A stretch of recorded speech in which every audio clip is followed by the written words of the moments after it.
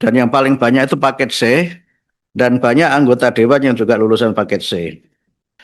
Banyak anak-anak kita yang tidak hanya anak pekerja migran ternyata Bu, anak diplomat juga ada banyak bermasalah yang terkait dengan pendidikan mereka, sehingga kami berencana untuk nanti PKBM di luar negeri akan kita hidupkan lagi dengan skema seperti PKBM di Indonesia, dan sudah kami lakukan pembelajaran jarak jauh untuk anak pekerja migran Indonesia di Malaysia Timur yang juga sudah kita laksanakan PJJ-nya dengan kurikulum Indonesia, dan mudah-mudahan itu bisa kita replikasi di negara-negara yang lainnya.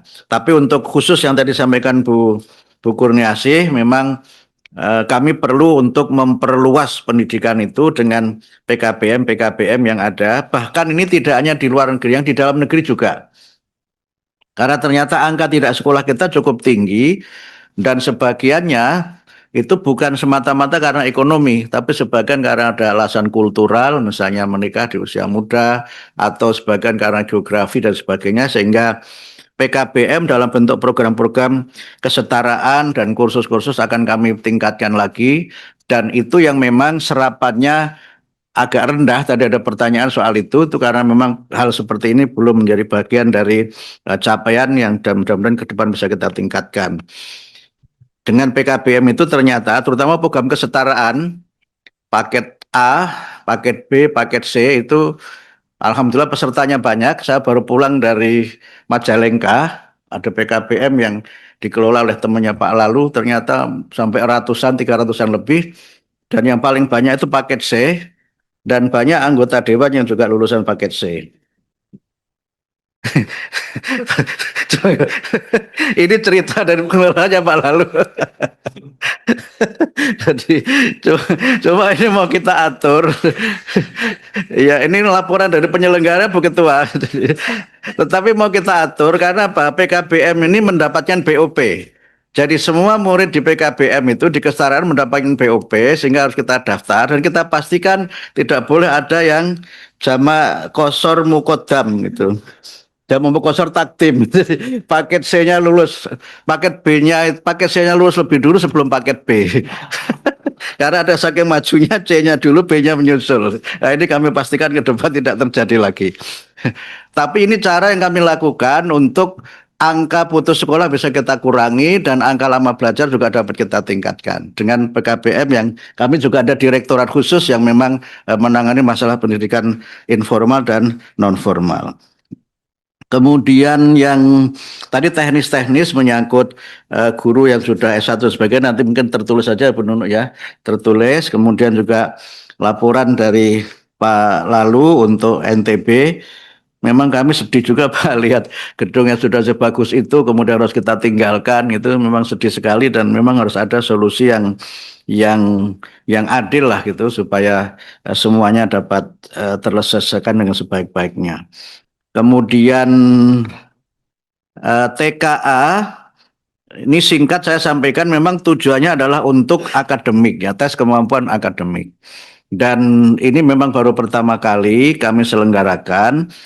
Pesertanya tadi kami sampaikan 97, sekian persen dari sekian juta murid SMA, Madrasah Aliyah, SMK, dan paket C itu juga pada ikut. Jadi paket C juga banyak yang ikut TKA.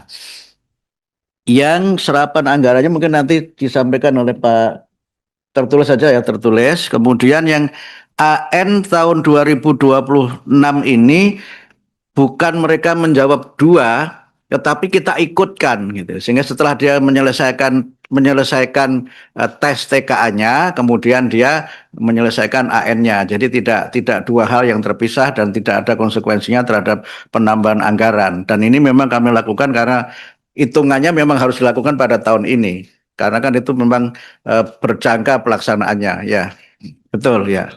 Jadi itu dua hal yang berbeda, dan tanggal 27 Januari ini kami akan mengumpulkan dinas-dinas pendidikan provinsi dan kabupaten kota untuk koordinasi pelaksanaan TKA tingkat SD dan tingkat SMP di tahun 2026. Kemudian terkait dengan TKA itu kami menggunakan prinsip assessment for learning. Jadi assessment itu kan ada assessment of learning, yang tadi capaiannya nilainya berapa itu, kemudian for learning setelah tahu hasilnya, terus kita dimanfaatkan untuk peningkatan mutu. Memang ini banyak catatan, kami juga memang melihat ada banyak yang harus kita sempurnakan, terutama memang TKA ini kan memang tadi disampaikan oleh Ibu Ledia memang high stake, soalnya memang higher order thinking skill, tapi itu soal standar yang seperti soal PISA. Jadi PISA kita rendah itu sebagiannya juga memang belum matching itu. Jadi misalnya begini, anak-anak kita ketika menghitung 3 kali 3 sama dengan 9, itu mungkin cepat.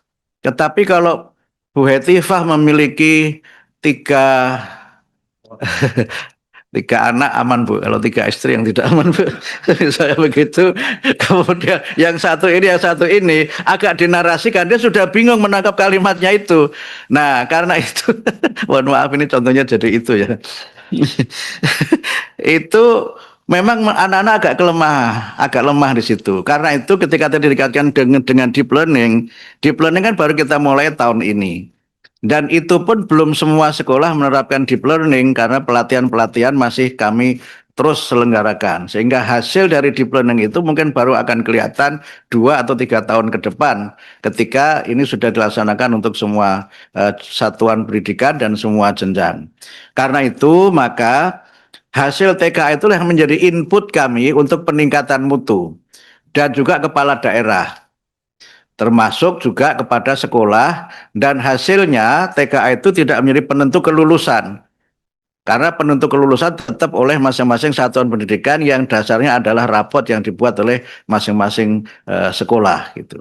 Karena itu rapot dan TKA itu masih digunakan bersama-sama walaupun tentu dengan pembobotan yang ditetapkan oleh perguruan tinggi untuk TKA SLTA, dan nanti untuk TKA SD dan SMP akan menjadi salah satu aspek dalam penerimaan jalur prestasi di SPMB 2026.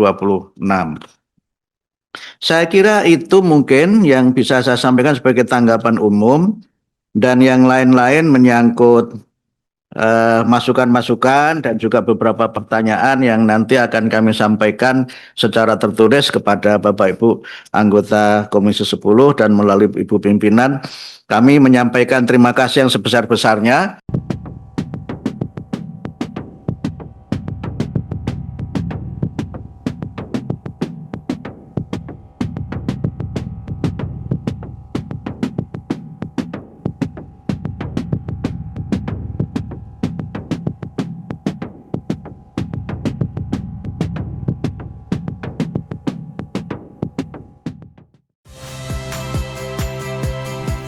Rizka Clarissa.